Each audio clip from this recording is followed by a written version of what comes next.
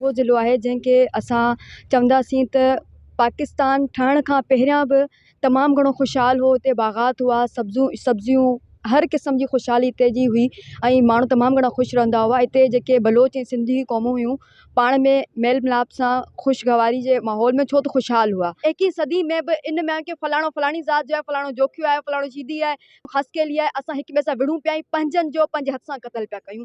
ऐं तमामु घणा सुर्ख़ सलाम पेश कयां थी अक्सा हबीब खे, तो हिन बर्निंग इशू जे मथां या अमन रैली या अमन जो पैगाम ॾिनो आहे। असां जेतिरा बि मलीर जा बाश न्याणियूं आहियूं या असांजा जेके सिविल सोसाइटी जा भाइर आहिनि या हिते जा जेके उहे माण्हू आहिनि जेके सम्झनि था त हीअ असांजे ख़िलाफ़ु हिकिड़ी वॾी साज़िश आहे, हिकिड़ी वॾी प्लैनिंग आहे जंहिंजे तहत असांखे पोइते धिकियो थो वञे, सिंधियुनि खे पोइते धिकियो पियो वञे। अचो त हिन शइ खे इन कॉज़ ते गॾु थियूं ऐं जेतिरा बि मलीर जा असलूका रहवासी आहिनि या जेके चाहिनि था कि अमन ज़रूरी आहे, त अचो त हिन सॼे मैसेज खे पूरे मलीर जे मुख़्तलिफ़ ॻोठनि में खणी वञूं, पूरी कराची में खणी वञूं, वेंदे सिंध ताईं, पाकिस्तान ते, बल्कि पूरी दुनिया खे मैसेज ॾियूं त जेको अमन आहे, जेसिताईं अमन क़ाइमु न थींदो तेसिताईं कंहिंजी बि तरक़ी मुमकिन न आहे। अचो त अमन क़ाइमु कयूं ऐं तरक़ी जी तरफ़ वधूं।